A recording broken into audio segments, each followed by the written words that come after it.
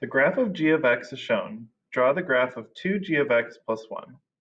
So the 2g of x is going to vertically stretch it, and the plus 1 part is going to move it up 1.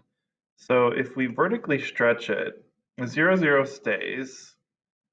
4, negative 2 becomes 4, negative 4, because we're going to take negative 2 times 2, and that becomes negative 4.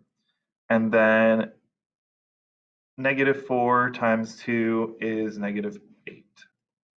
So we're going to take those 3 dots, and we're going to move each of those up 1. So that would be negative 7, positive 1, and negative 3.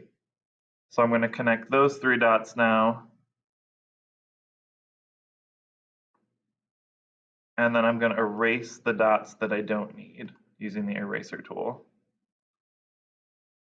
1, 2,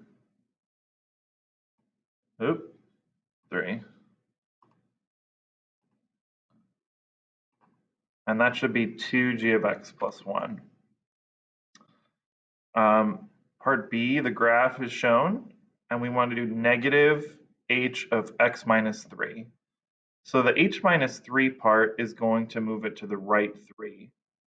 So that would be 1, 2, 3, 1, 2, 3, 1, 2, 3. And then the negative part is going to reflect it across the x-axis. So the ones that are already on the x-axis are going to stay, and then this one is going to move up to this point because it's been reflected across the x-axis. So instead of opening up, it's going to kind of look like it opens down. So I'm going to connect those and connect these and erase this one because I don't need it anymore. And I'm going to check my 2 answers. Okay, so again, this one was vertical stretch by 2 and up 1, and this one was right 3 and across the x-axis.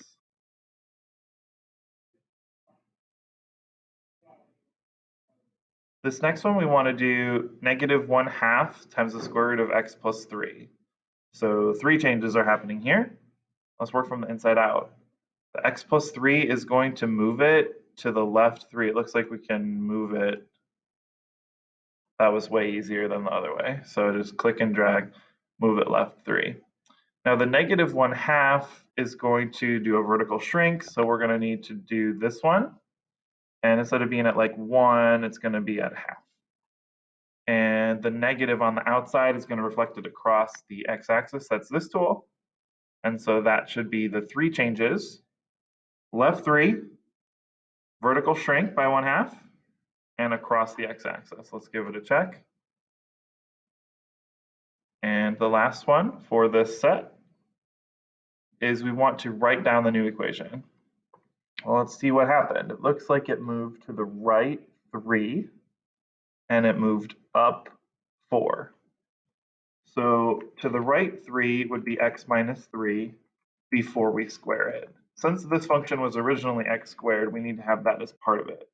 So x minus 3 first, then we square it.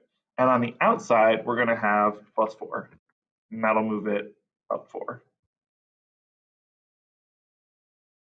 And so that's how we do ALEKS 011, translations part 2.